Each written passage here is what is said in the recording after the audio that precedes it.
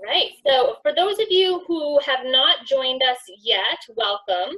Thank you for setting aside time to join us live today. Those that are going to be watching this later on the recording, welcome to you as well. If we haven't already met, my name is Nicole Medor. I'm the Early Childhood Specialist at the Maine Department of Education. I'm also accompanied by my partner in crime, Marcy Whitcomb, who just so eloquently mentioned she was here. Hello, Marcy. Marcy is our early childhood monitor at the Department of Education. So she and I work very closely together, specifically around public pre-K programs. But in reality, our early learning team stretches birth through 10 years old or 5th grade. So there are folks that sit on our early learning team that cover specific content areas such as math or ELA. Like I said, Marcy and I are pretty specific to public pre-K, but that scrolls up into kindergarten and 1st grade. It scrolls down into early Head Start and child care assistance as well. We do not oversee child care. There's often confusion there. We're just strictly public school. And we have some other folks on our team as well that look at intervention strategies or perhaps technology, Head Start specific practices, things like that. So last week, Marcy was our host for the hour together, and she brought us through active supervision. That link is now available online and can be watched at your leisure. So any recordings, once the link is ready and our tech guy has been able to edit it, it does go on and becomes available to the public. And at the end of every recording, there should be instructions on how you can achieve, or I'm sorry, how you can receive your certification for watching that. And sometimes that's a little wishy-washy. They're all maybe a little different. Worst case scenario, never hesitate to email the host of that training and just ask them what the best way to receive that certificate will be. With that being said, best intentions often go awry. Last week we had a nice setup where you would automatically get your certificate after finishing a survey, and that flopped for many of you. What I didn't know was that there's a limit of how many folks can access that link. So that was learning curve for me. My apologies. Hopefully everybody that needed it from last week is good to go now. So this week at the end, and I'll say this again when we get there, you'll just have access to a survey. The survey should be unlimited. It shouldn't matter how many people complete it. So that hopefully, fingers crossed, goes much smoother. And then what I'll do on my end is I'll go in on the back end and see who has completed the survey. So as long as you've completed it and entered your email accurately, then I can just send you the certificate via email, and that'll come from me, not from a third-party generator or anything like that. So that's the goal. All right, so let's get going. So then today and next week and the following week, we're going to look specifically at some information from this book. So this is a book that I often use with pre-K teachers and often their ed techs as well, depending on how the training is set up. It's called Uncover the Roots of Challenging Behavior by Michelle Salcido. And it's sort of set up, it's a very easy read. It looks maybe a little, it's not too thick, but maybe a little intimidating because of the sheer size of it. But a lot of the bulk is resources for teachers and ed techs to reproduce. So as we get going, not so much today, but next week and the following week, we'll talk more about those resources and see what we can't do about that. My apologies if you hear my dog in the background. She's very upset right now. Unfortunately, I can't do much about that. Okay, so today we're going to get into classroom factors of challenging behaviors, and I always like to sort of start these conversations with the fact that we're not going to solve challenging behaviors today or next week or the following week. A lot of the information that Marcy and I are going to provide for you in these trainings is really meant to be done in the setting with your students or your student, depending on your setting and your role as the provider or the educator for that student. So without actually being able to put these ideas and these things into practice regularly, it's going to be hard. So all I can ask of you is that you just sort of put yourself back in the classroom, back in your schools, back in your settings. Think about those children that you know may present with challenging behaviors. Think about the teachers that you work closely with, and how, hopefully when we're back in brick and mortar, how these practices can transfer into that setting. Close my door. While she's closing her door, I just wanted to let everybody know there's a question in the chat room about the link for the session that was last week and where the links for these sessions will be. I just put the link to those live links in the chat room. Thank you, Marcy. You're welcome. Perfect. Yes, and that's available on our main GOE webpage as well. The same place you went to access the registration for these courses or these trainings. Once the links are ready, they're posted there as well. All right. Okay, so this is a new feature for me. In Zoom, we're able to pose poll questions. So you don't have to do anything on your end, but in a moment, you're gonna see some questions, hopefully, pop up on your screen. And if you're able, I just ask that you go in and answer those questions. It's 100% anonymous. But it's going to help me sort of understand who's here today and what are some of the challenges that you're faced with in your settings. So I believe there's 4 questions. One will be identify the setting in which you work.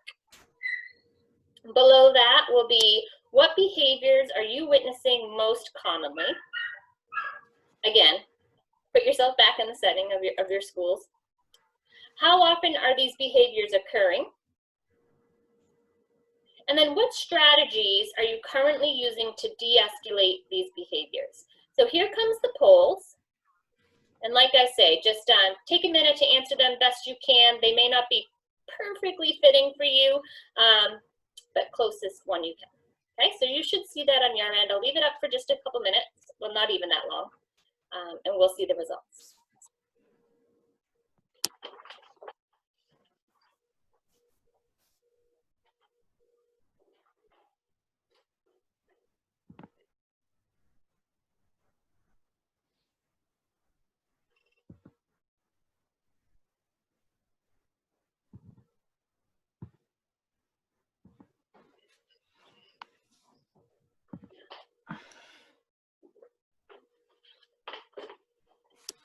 Okay, about another 25, 30 seconds.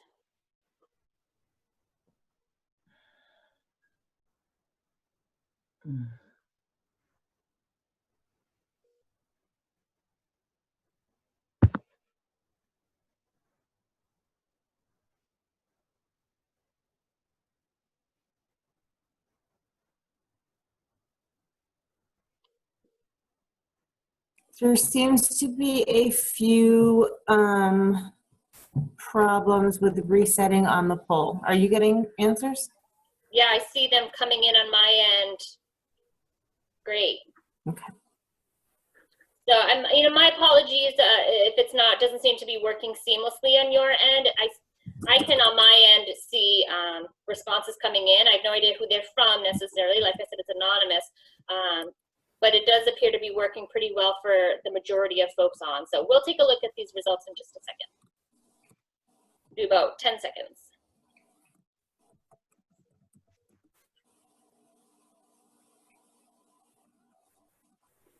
Okay, I'm going to end the polling. And now I'm going to share the results. Are you able to see that? It should say something about, you'll see the bar graph for us. Okay, thank you, Beth Willie. You're right next to me on my screen and I can see your thumbs up. I appreciate that. Okay, so identify the setting in which you currently work. It looks like the majority of folks here today are in the public pre-K setting. And then right behind that is at least in an elementary school. I had here a floating ed tech. Some of you may not be floating necessarily, but I know that's a common role. Some small representative from childcare, special purpose school settings, and then some other. Okay, great. What common behaviors do you witness? And this should have been multiple choice, I believe, so you could choose more than one if you weren't really comfortable picking just one. And most common, I'm not surprised, is disruptive behaviors, and right behind that, non-compliant behaviors. Cease and disengage, shutting down, aggressive towards peers and adults, and some disrespectful. And those are all perfect. One thing that I do want to say about challenging behaviors, while this list, as you can see, you're not alone in experiencing these behaviors with your students, I think it's just so easy for us as adults and in the school settings to think of challenging behaviors in a very negative way, like disruptive, non-compliant, disengaged, right? Nobody wants to be described that way, especially a child. But the thing to remember as we move forward through the coming weeks is that challenging behaviors aren't just these, right? It can expand into those children that perhaps are disengaged, but disengaged meaning not participating, right? They're not disrespectful, they're not being aggressive, they're not being disruptive. However, they're not engaging to a degree at which we would hope. And sometimes that behavior is challenging too. Even though they're not sending up red flags and disrupting your course, it can still be challenging. So just have that in the back of your mind as we move forward as well. The next question, how often are these behaviors occurring? Most often consistently. Okay. What current strategies do you and your colleagues initiate? Redirection, yep, is the most common one of those options. Another one behind that, it looks like, is individualized accommodations. Great. And then some incentives and reward programs. All of these are not particularly surprising to me. I see this a lot, and I certainly hear about it a lot. So hopefully this poll helps you see that regardless of what setting you're coming from, educators are experiencing very similar things on a day-to-day basis. So how do we go about fixing it? If I knew, I would have already solved it, I promise. Okay, so this book, Uncover the Roots of Challenging Behaviors, sort of has a really close link to gardening. A lot of the references that are made in here compare working with children to gardening. So one quote from the book is posted here: when a flower doesn't bloom, you fix the environment in which it grows, not the flower, right? So you bring something home and it's not being successful in the environment you've given it to, we don't just throw it away. We don't just get rid of it and say, oh, it doesn't work here, right? You put in a little bit of time and effort to fix the environment to help it grow better, to help it grow to its potential, okay? So a lot of the things in this book sort of reference back to that gardening theme. So for the rest of today, we're going to talk specifically about classroom factors. So I think we can all agree that children's behaviors, okay, including those that we see as challenging, are their attempts to communicate, okay? Children, just like adults, often find themselves frustrated, overwhelmed, angry, with little ability to name, let alone express, those feelings in a constructive way. And so their behaviors speak for them, okay? Children don't have the language adults have. They don't have the brains adults have. They don't have the vocabulary adults have. They have to be taught these things. It's a very explicit instruction to sit down with the child and talk to them about what you're seeing them portray, right? Good or bad. And then talking to them about what that emotion is, okay? Identifying it for them. I know a lot of teachers use books or visual aids. Those are fantastic ways to connect a feeling or an emotion to a word or to a picture, right? So that the next time that the child is experiencing the same emotion again, we refer to that again. Remember, we identified this as feeling frustrated. When I'm frustrated, my heart starts to beat fast. I notice I start to get really warm and maybe even start to sweat. I notice that my jaw and my teeth start to get tight and I clench my teeth together. That's how I know I'm feeling frustrated. Tell me how you're feeling, okay? And literally asking for those physical feelings. How does your heart feel right now? Put your hand on your chest. How does that feel? Okay, how's your temperature? How's your teeth? How's your face? How's your fists? Do you feel like things are getting clammy and tight? That's how we know when we're feeling this way, angry, frustrated, overwhelmed, whatever the case may be.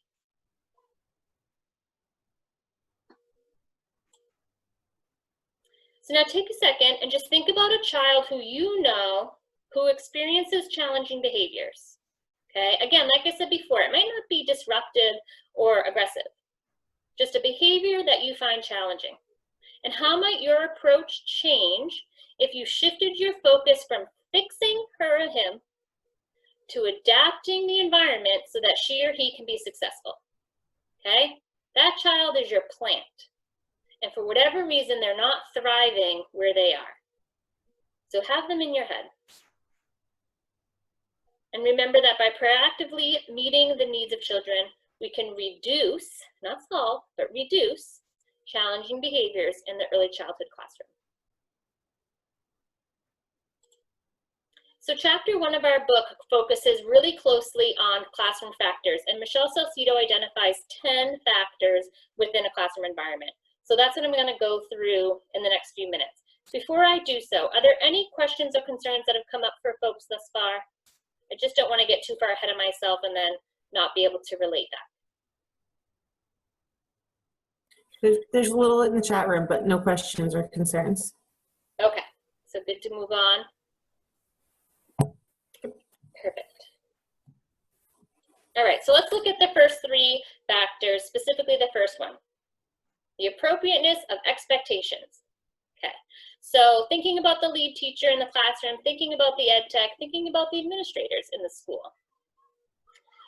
What is the expectation that's being made on the student or on the classroom of students at any given moment? And then just kind of take yourself out of the situation and ask if the if the expectation is appropriate for the children's level of development.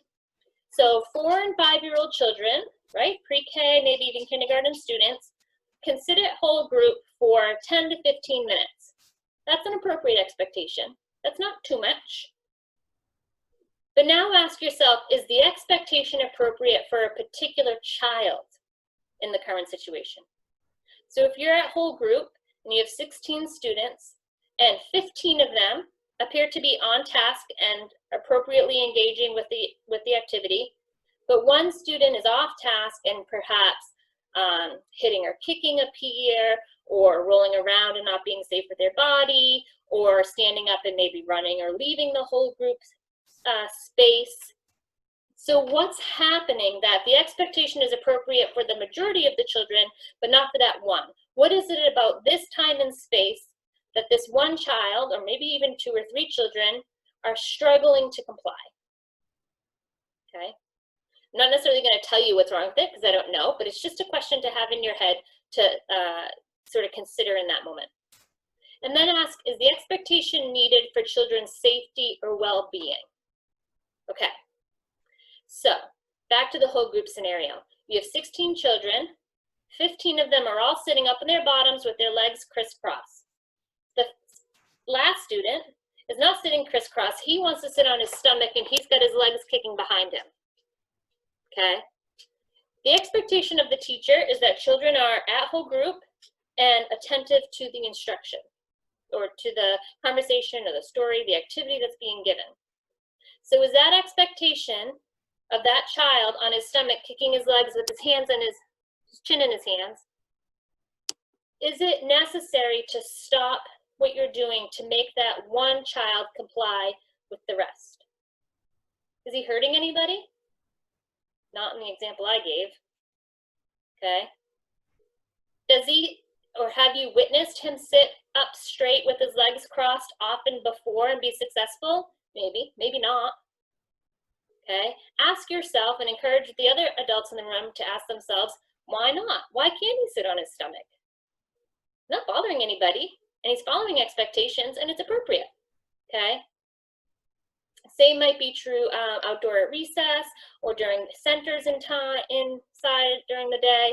ask yourself if whatever the behavior is that's challenging at the moment is safe and if it's in the child's best interest. If it isn't, right, certainly if they're throwing things, crashing things, or destroying property, then you need to act. But if it's not, then maybe you could say, well, why not? What's the harm in what he's doing, okay?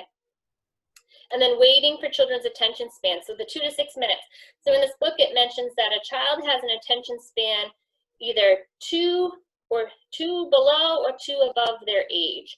So for example, if a child is 4, then they can typically pay attention for 2 to 6 minutes, okay?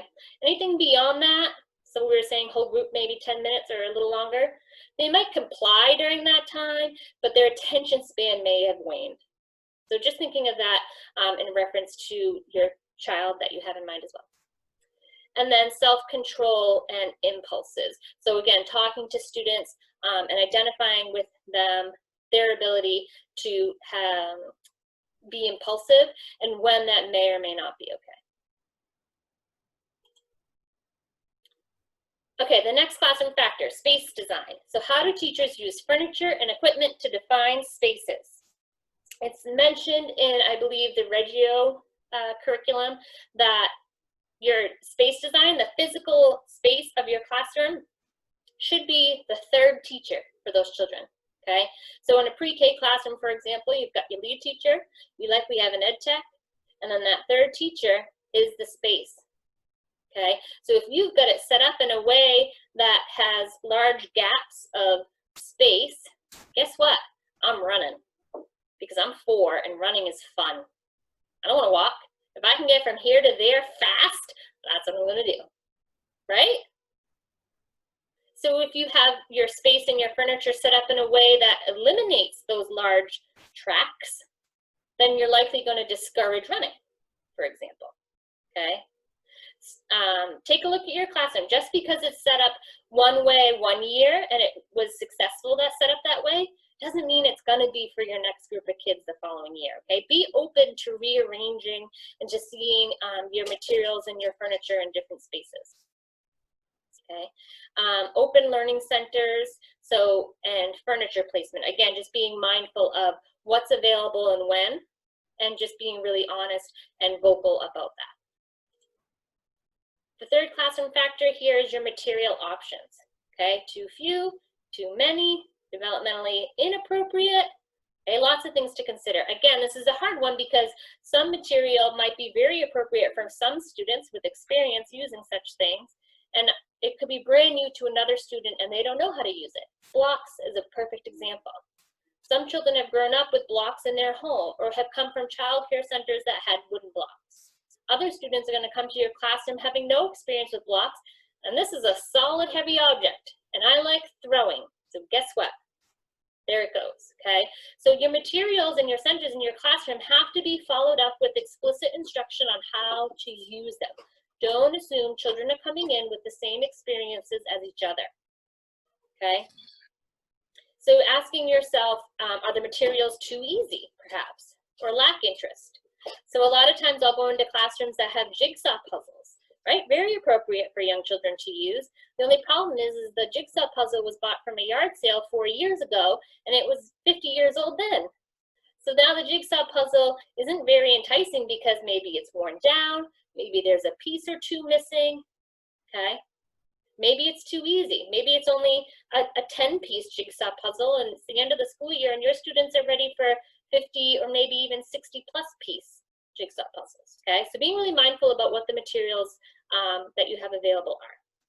So if I'm a student in your classroom and I'm ready for that 50, 60, 100-piece jigsaw puzzle, but all I have available is the little 10-piece ones or even the wooden peg ones, that's not going to interest me, okay? And if you're telling me I have to go to the manipulative table and do puzzles, but I don't like those puzzles, they're not interesting to me, then guess what?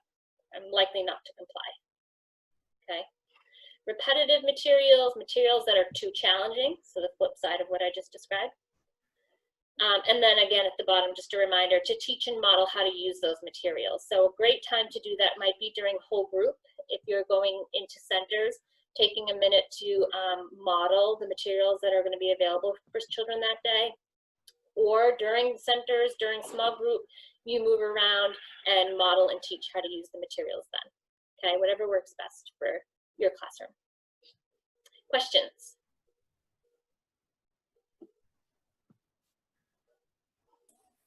Nope.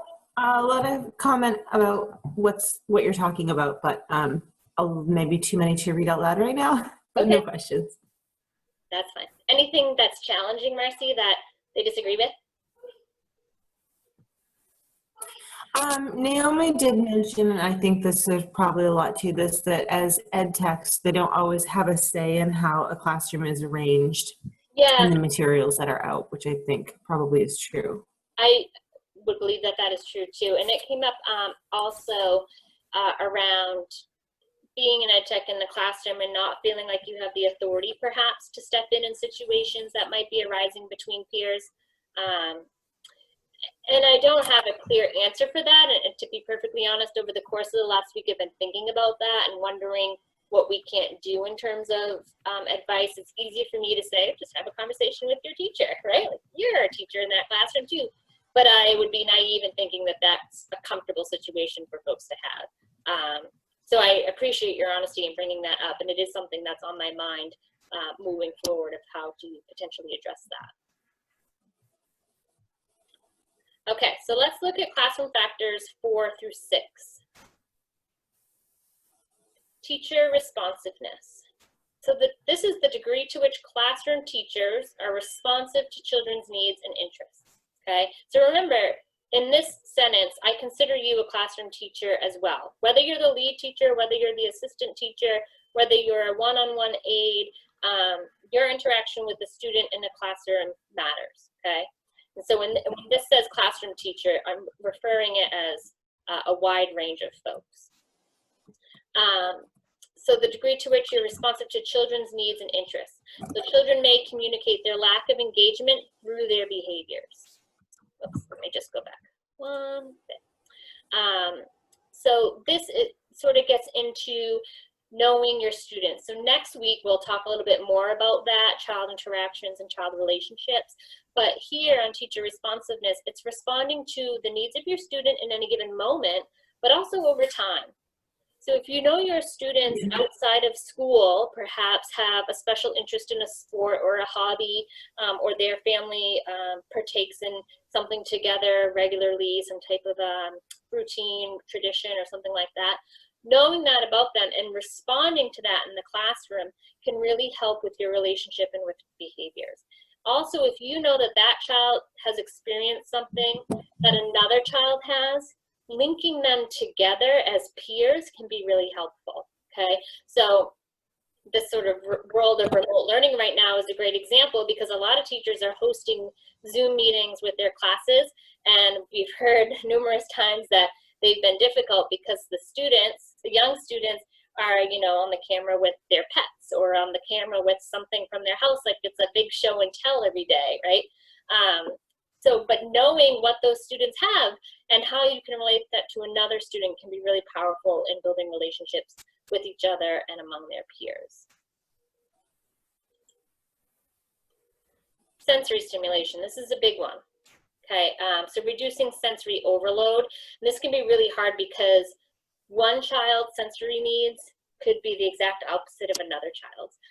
So back to number 4, knowing and understanding where your children are coming from and how to accommodate that in a large classroom setting is not easy. Okay, I'm not going to sugarcoat it and be like, no problem, you guys got this. However, taking these pieces into consideration can make a huge difference, okay? So reducing sensory overload. Sensory overload is anything that stimulates your sight, your auditory, perhaps a smell or a taste, and too much of that can be problematic for a lot of young students, okay? Especially those that aren't used to it. I can remember when I was in the classroom setting and working with a student who, you know, was a 4-year-old in pre-K classroom, and the fire alarm went off. He had never been anywhere where a fire alarm had gone off like that. And that really sent him over the top as far as his anxiety and fear. He bolted. And this wasn't a student who typically behaved this way. These were new behaviors for him. And I never would have considered that that would have ever had the reaction that it had. But from there on out, he had a similar reaction to any loud noise. A whistle blew on the playground. He ran to the teacher. Okay, so that one instance really triggered it numerous times after the fact. So we really had to start, first we had to identify that and where it all potentially began, and that took some time. And then we had to start to de-escalate those behaviors in response to loud noises. And noises, I use that example because noise is a common one. Another one is the light in the classroom, so those UV bulbs. Not only are they often bright and can cause headaches and migraines in adults, let alone kids, a lot of times, and especially in the older buildings, they have a buzzing noise, which can be incredibly overstimulating. Another classroom I was in recently, the sink had a constant drip, and it didn't appear to bother the teacher one bit. But as a guest in the classroom, I thought, oh my God, that sink just does not stop dripping. That would drive me nuts. So one thing that bothers one person may or may not bother another. So neutralizing color, keeping things on a lower scale. And there's lots of fantastic carpets and border posters that teachers love to decorate their classrooms with, and they look great. But keep in mind that they could be really overstimulating. Okay, reducing brightness, again, like I said, there's nothing wrong with natural light. If you have windows in those spaces that are letting in that natural sunlight, even on a gray day, that's okay.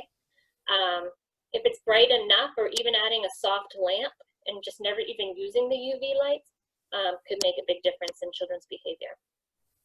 I also like number 7, the decreased noise. So of course, early childhood classrooms can get loud, by all means. Noise doesn't necessarily equate to chaos, right? However, like one thing that I love when teachers do is when children are entering the classroom, keeping the lights dim, maybe having some soft music. It's just all about that presentation of what the children are coming into. If they enter a nice, calm, relaxing space, they're more apt to sort of take that minute to enter, okay? Whereas if they're entering a space that has Go Noodle playing in the background and the teacher's, loud and boisterous, good morning, how are you, come in, this and that, and wash your hands and go to circle, and that can be a lot. That can be a lot. So be really mindful of that. Using natural materials is another great consideration. Okay, managing crowding. This happens a lot, again, during whole group times with young students. 16 students and 2 adults are expected to kind of cram into this little space. So considering ways to make that larger, more accommodating. I also want to add, which I wasn't thinking about before, but sensory stimulation can also be temperature. So Yes. if you have a room that's really hot or really cold, not that there's a lot you can do about that sometimes, but it can be a trigger. So it's just good to understand that ahead of time to be proactive around it. Yeah. And another one too that just made me think of that, Marcy. I've been in classrooms where this happens a lot, especially pre-K classrooms. So the children all go to a whole group for teacher instruction, and while they're sort of content and on task over there, the other teacher is sweeping or cleaning up from an activity. That can be really distracting as well, and can cause some students to lose focus of what needs to be happening at whole group, or get up and move, or get up and want to go help, or distract in that way. Again, challenging behaviors aren't always the ones that are being disruptive or aggressive, right? Sometimes it can be disruptive on a more low-key scale. Question from the chat room. Could you give some examples of using natural materials? Yeah, so this is really common in the Montessori curriculum. So for example, in the block area, using the nice wooden unit blocks, right? As opposed to the brightly colored brick blocks that I remember from going to the pediatrician's office as a child. Or adding, sticks and twigs to a manipulative or a science table. Instead of using bright colored, small fine motor manipulative pieces, using acorns or soft stones, things that are more from nature versus brightly colored, brightly textured, things like that.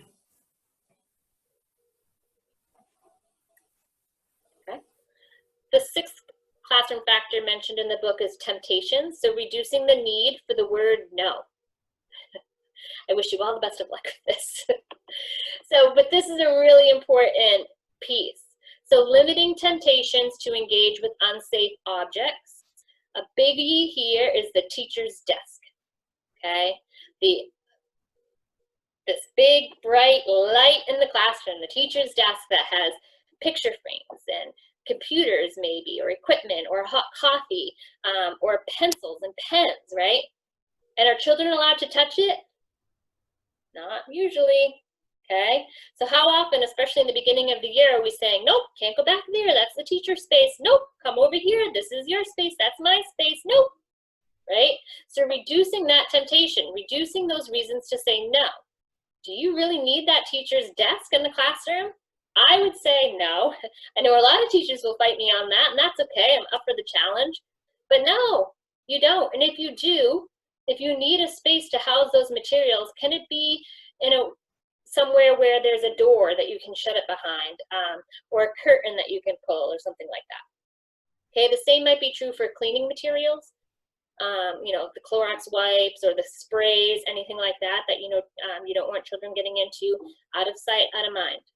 Okay. And then adding physical reminders to help children know what they can and cannot touch. So if it's whole group time and it happens to be in the same space where the block area is, we don't want children using the blocks during whole group. So what can you do to physically take that and shut it off, right? Some teachers use a curtain and they'll close the curtain. Some teachers have signs that say stop. Some teachers have their blocks on rolling carts and they can turn them around, okay? Reducing that temptation. This is similar to back to the space design of your classroom, right? The temptation to run, right? Why is that child running everywhere? What is it about running that he keeps doing? What is it about bolting out of the classroom that is so tempting for him, okay? You might not know the answer right out of the gate, but starting to connect that, taking notes, writing down dates, writing down what's happening before and after the child is doing something, and then starting to identify what those temptations are, okay? It might be that the child bolts out of the classroom every time the janitor walks by. And then finally you realize, oh my goodness, every day the janitor walks by to change the trash barrels out in the hallway and my child bolts. So I need to close the door, or I need to ask the janitor if he cannot come down at that time. Is there a better time perhaps that you can do that? Or can you call me and I'll let the student come help you, okay? Because he's obviously interested in whatever it is you're doing. Of course, a lot of children bolt out of anger and frustration, right? So again, what is it about the classroom situation in that moment that's making that child feel like they physically can't be there anymore? Okay, breaking it down, taking a step away, and breaking it down.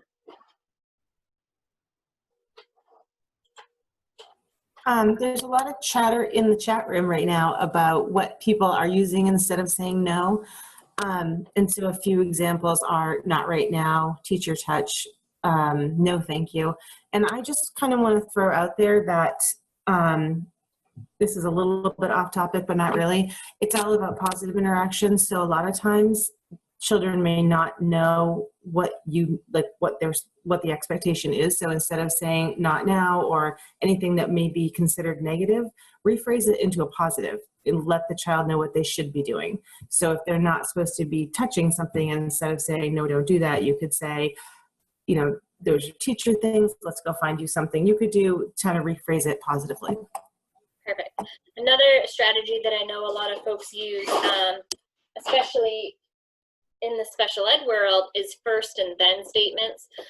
So sort of recognizing that the student is interested in something, again, for example, something on your teacher's desk maybe, and saying, oh, acknowledging that. I see you're interested in that pen that I have on my desk. That is a cool pen. Let's finish this first, and then when we're done, I'll show you the pen, right? Just making sure you have a follow through with it. Just acknowledge whatever it is that they're interested. Oh, I see you're interested in that tub of connects, right? Those are fun. We're going to use those pretty soon. We're not going to use them today, but maybe in a couple days we'll take them out, or maybe later after rest time we can take them out. Okay, whatever you think is necessary. Don't just ignore that something's fascinating them. And that's not to negate the fact that some students are doing it just to press your buttons, right? They're just touch, touch, touch, interest, interest, interest. And it's not about that they want necessarily to use that item or to see that item. It's about they want to see you and your buttons pressed. So I think that conversation will come at a later date, but I don't want to just assume that these are easy fixes. Does that make sense? Okay. All right, the last 3 factors. Going by fast here. So factor number 7, physical development needs. So sensible children, oh, this is what I was saying earlier. Sensible children always run, right? Walking is slower and not much fun. So find ways that children can safely display and hone in on these skills. Walking down the hallway that has a display, right, from the 3rd grade art, for example, and it was made with paper mache. And every single one is a different shape, a different color, a different size. I'm 4 years old. That looks interesting, and I want to touch it, right? I have a physical need. I have a sensory desire to touch what's on the wall. But what are we always saying when we walk down the hallway? Don't touch. Hands to yourself. Hands in your pockets, right? That's somebody else's work. Don't ruin it. Don't touch it, right? Don't even look at it. But I got to touch it. Okay, so talking about them before you go out. Oh, I meant to tell you today. In the hallway, you're going to notice some displays from the 3rd grade art class. They made these really cool paper mache masks. We can only look at them with their eyes. How come we can't touch them? Okay, reminding students about that. Or maybe saying to the art teacher, you put that outside my classroom and my kids want to touch it. Is it okay if they touch it? And if it's not, can you have the 3rd graders make something out of paper mache that my students can touch? Because this is really tempting, okay? So just figuring out those needs. Provide a safe outlet for physical development needs. So inclement weather days, we're stuck inside. Recess is huge for students, right?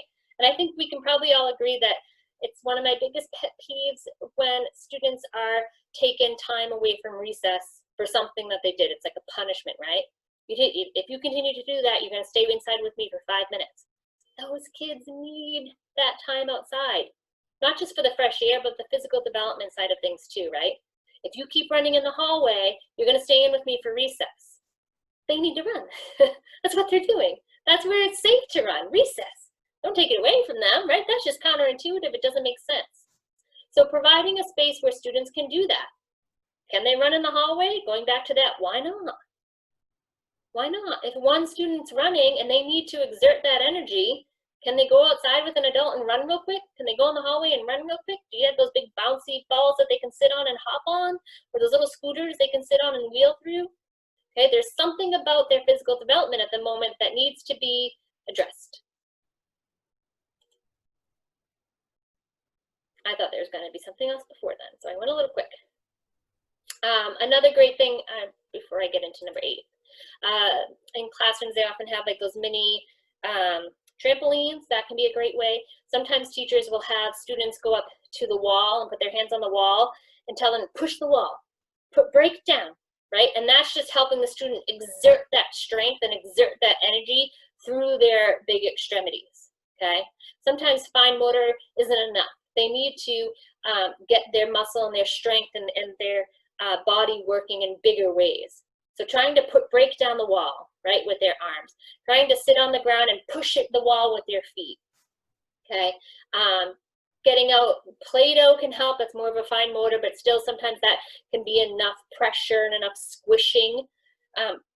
Moving a child's art from the table up onto the wall. So now instead of them leaning over and going like this, now they're up on a bigger space and they're crossing midline and they're using their whole body. Sometimes just those little changes can be enough. Opportunity for choice and power. Who wants to give 4-year-olds power, right? Who knows where this could go? But be mindful of that, okay? Provide 2 options.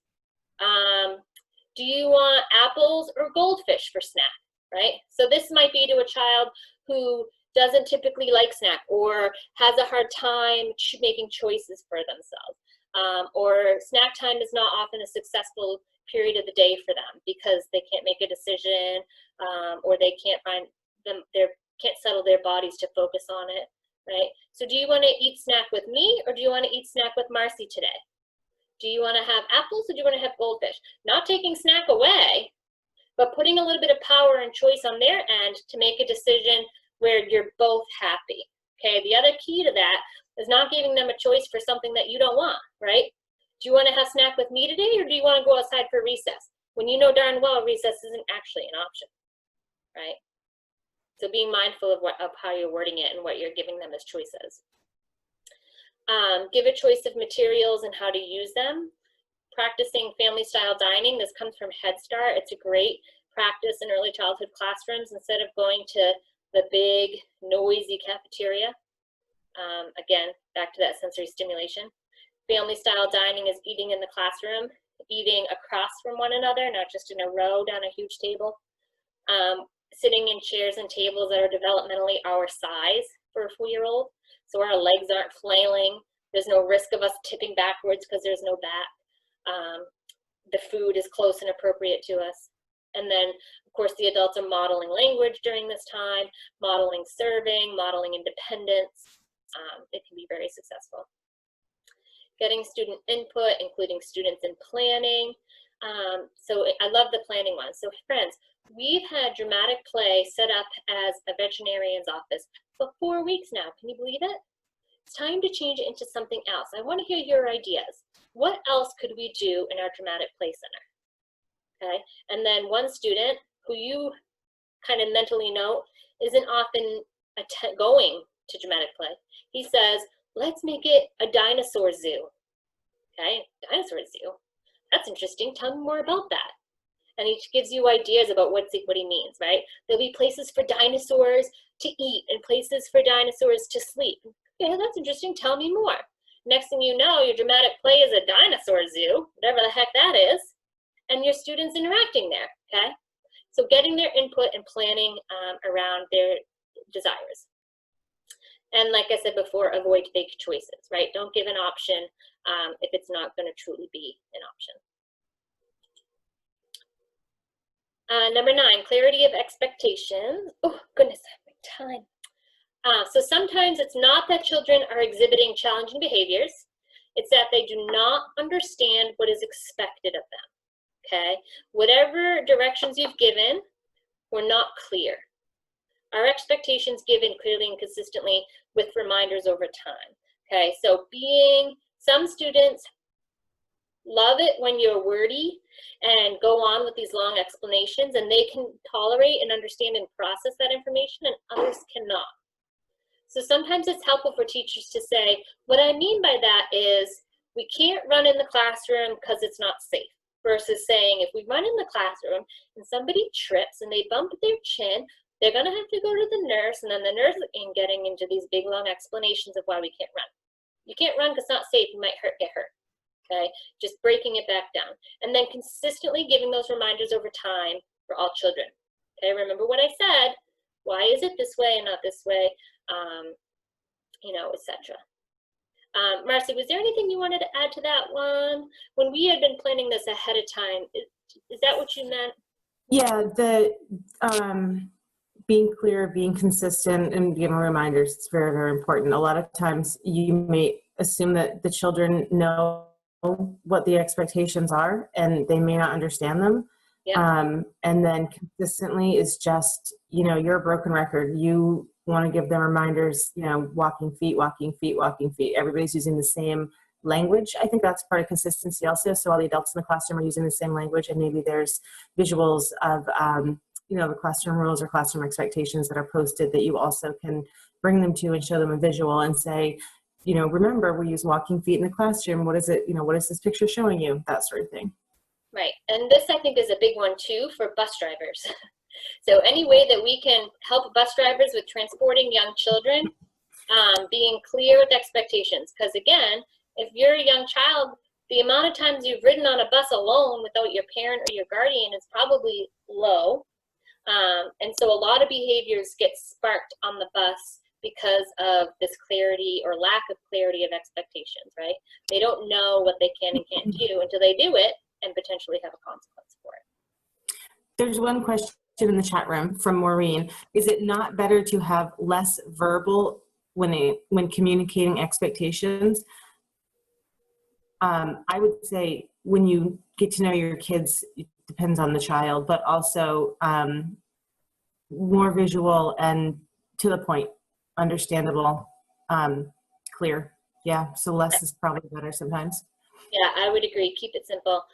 Especially, I know a lot of teachers like to have visual aids along with their expectations on the broad classroom expectation part of things, right? So like during whole group, voices are off, so they'll have a visual aid too of a child or something with, you know, their finger like this, like no talking. So yeah, I think, and I would be a proponent for saying less is more when it comes to giving verbal directions and verbal expectations. Like I say, some children will be fine with long, lengthy explanations. But keeping it simple is probably a more inclusive way of being clear. And also, if you're doing a list of classroom rules, you only need 3 or 4. Yes. If you have 8, 9, 10, it's too many, it's overwhelming, and that could be a trigger in itself. Yep. Great. Okay, let's see. 250. So the 10th classroom factor, the presence of joy. This is my favorite one. Infuse joy and fun into the classroom, okay? So we as adults have triggers, of course, right? We've had a lifetime of things happen to us personally that we just naturally become frustrated or irritated. Maybe we got up late or that morning and things haven't been going our way that throughout the morning, and you bring that into the classroom, right? Children are very intuitive to what we've got going on and to the aura that we're bringing in the classroom. They pick up on that. So be really, I know I keep saying mindful, but it's just where my head goes, of where you're at.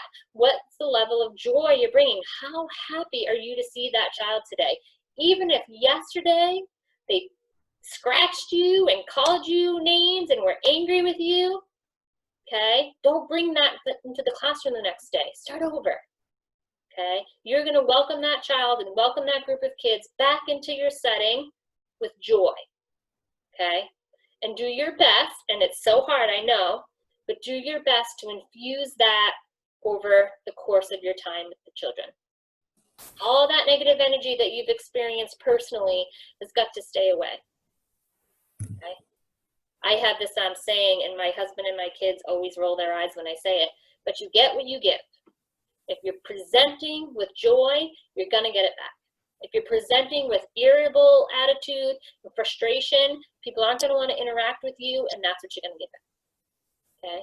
If a child is bolting from the classroom and you're chasing them down the hallway, you're getting what you're giving. Right? Manuel points out children read our nonverbals better than we do at times, and I think there's so much truth to that. There is so much truth to that. Especially during cleanup time and transitions. That's the last little note there under the presence of joy, right? So the cleanup time in the classroom and transitions among the classroom or out of the classroom can be a time that feels very chaotic and what's the word I'm looking for? Chaotic sums it up, I guess, for right now. So presenting that time with joy and continuing that excitement the best you can during those chaotic periods of the day can be really helpful. Okay. In the winter in Maine, we've got a lot of things to get on to go outside and be dressed appropriately. Everybody needs help with their zipper. Everybody needs help with their mittens. This isn't my glove, and this one's stuff is soaking wet, and this one doesn't have boots, right? That's okay. We're going to figure it out, and we're all going to get outside, right? I'm going to help you all the best I can. Right? So I had, here's another metaphor to the gardening, right? Prepare the soil for growth, it says. So I had great intentions of breaking you all out into a group. However, with time and 2:59 right now, don't think we're going to have time to do it in breakouts. So I asked you in the beginning to come and think of all this with a child or a group of children in mind. And so now I was going to ask you to sort of think back to your classroom settings and what factors could you identify that might be contributing to those children's challenging behaviors. So I would love for somebody or a few people to just jot that down in the chat box if you're brave enough to, or unmute yourself and just shout it out to the group. I would love to hear if anybody had a moment of that might have been it.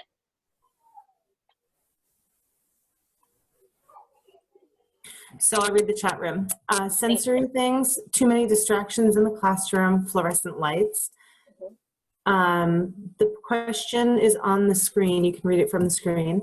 Sensory is another one. It's going really fast. Something that happened at home that morning, which is very, very true. Anything out of the norm of the day, big spaces that cause running, not enough sleep or hunger, missing breakfast in the morning, removing crawl spaces, too many transitions, distractions, sound, lights, loud, and outlet for physical behavior, home environment, language that's being used in the classroom needs to be consistent with all teachers. Jennifer could not agree with you more on that one. It's very confusing for young children when it's not consistent through adults. I think sometimes we forget how the classroom environment affects the children, including sensory pieces. Let's see. That's good. Just jump you there. I had 2 thoughts come up from that. So I think for us as adults working with children that are experiencing or exhibiting challenging behaviors, I think there's 2 things that adults need to do. One of them is to just do your best to remain empathetic. One of the things that Marcy just read from the chat room around, you know, we were talking sort of about what we're bringing in and what our presence of joy is in the classroom, and being empathetic to what the children are coming in with, right? You don't know what necessarily happened before the school day for them in their homes, or on the transition to school on the bus for them, or what happened the night before at a baseball game or a little league game or something, right? You don't know what it is they're bringing to the table always. So being empathetic to that. And the other one as adults is you all need somewhere, a safe place to vent, because this is not easy. And one child's challenging behavior on any given day can really throw you for a loop in your interactions with their other children and your interactions with the other adults that you're working regularly with. You need a safe place to vent what's happening and to vent why it's bothering you and to just get it off your chest. Because if you sit with it for too long, you're not going to be successful at helping anybody, to be perfectly honest. I'm happy to be that soundboard for you. Hopefully some of you have, you know, that teacher, that colleague, a child, a spouse, whatever the case may be, a journal, to release that, because it can be really, really draining.